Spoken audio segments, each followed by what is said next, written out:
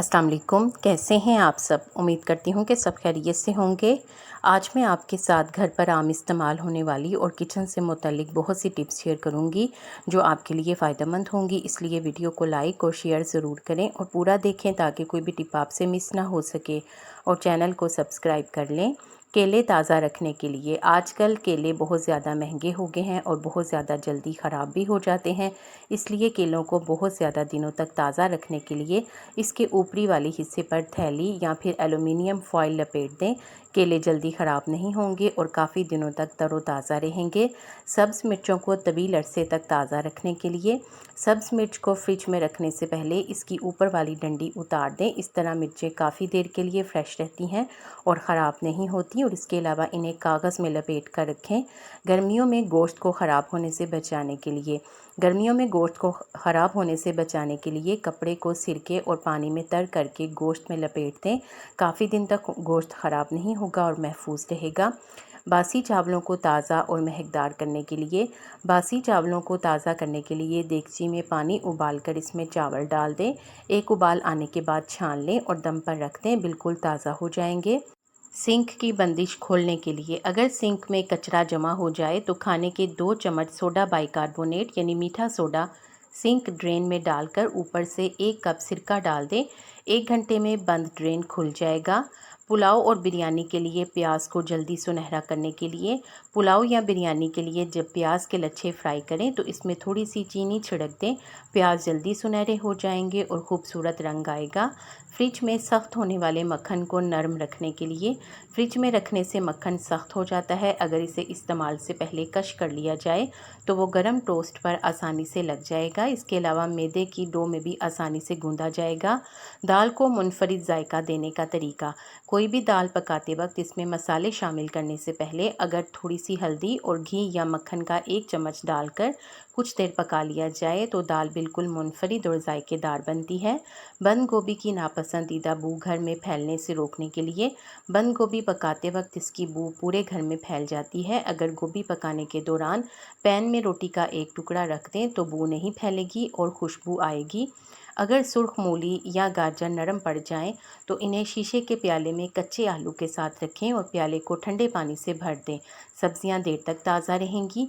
आलू उबालने का बेहतरीन तरीका। आलू जब भी उबालें तो इन्हें गरम गरम छील लें।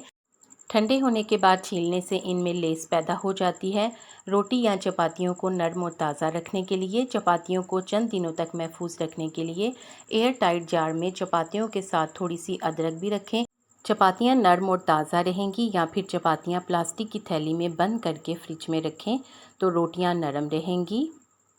ग्रेवी या सालन का फालतू पानी खुश्क और गाढ़ा करने के लिए ग्रेवी से फालतू पानी खुश्क करने के लिए चाय के 2 चम्मच खसखस तवे पर हल्का सा भून लें। अब इसकी पेस्ट बनाकर सालन में शामिल कर दें और हल्की आंच पर पका लें। सालन गाढ़ा हो जाएगा।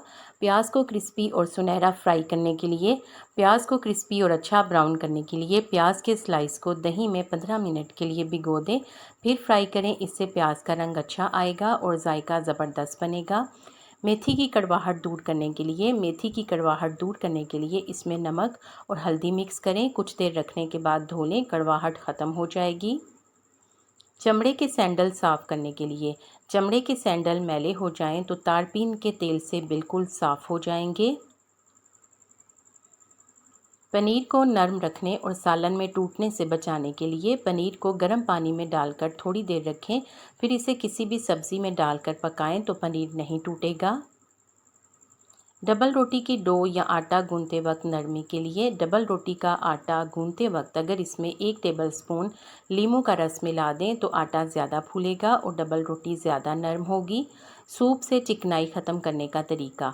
सूप बनाते वक्त अगर पैन में बर्फ़ की चंद ढलियाँ डाल दी जाएं तो तमाम चिकनाई इकट्ठी होकर सूप के ऊपर आ जाएगी, जिसे आप आसानी से चम्मच की मदद से निकाल सकते हैं।